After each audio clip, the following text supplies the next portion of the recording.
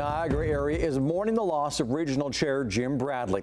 The longtime politician passed away yesterday at the age of 80 after a brief illness. Today, he's remembered as a passionate and dedicated public servant of the community.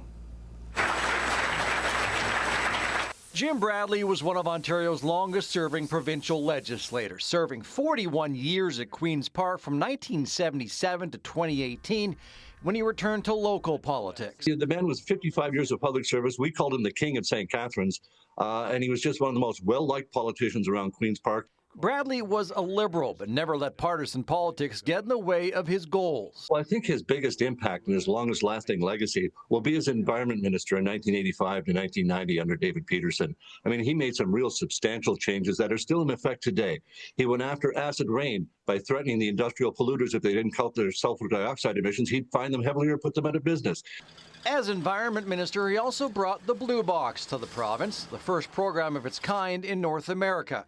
Jim Bradley was first elected to St. Catharines City Council in 1970 when he was only 25 and elected to Niagara Regional Council 48 years later, serving as the regional chair. I don't even think you can calculate how big of a loss it is. Jim was politics in St. Catharines and Niagara. And, I've said this a few times over the last 24 hours. We were in a really difficult place in 2018. And Jim Bradley was the only person who could come in and right the ship, and he did.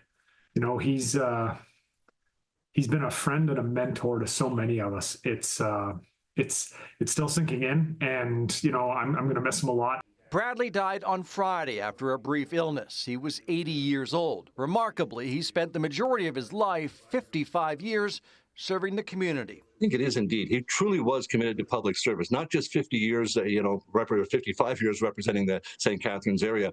He never married. He never had a family. He always said it was all about the work for him, all about serving the public, and he genuinely meant it. With Jim, he always knew that his decision-making was geared around what was in the best interest of the community, and that's something I think all of us have to take that lesson to heart and recognize how important a path it was that he forged. In a message Bradley left before his death, shared by the Niagara Region, he thanks his constituents for putting their confidence in him. Our system of democracy is a true treasure, and I've always regarded it as a great honor to be able to advocate for the needs and desires of our city, our region, and our province, he wrote.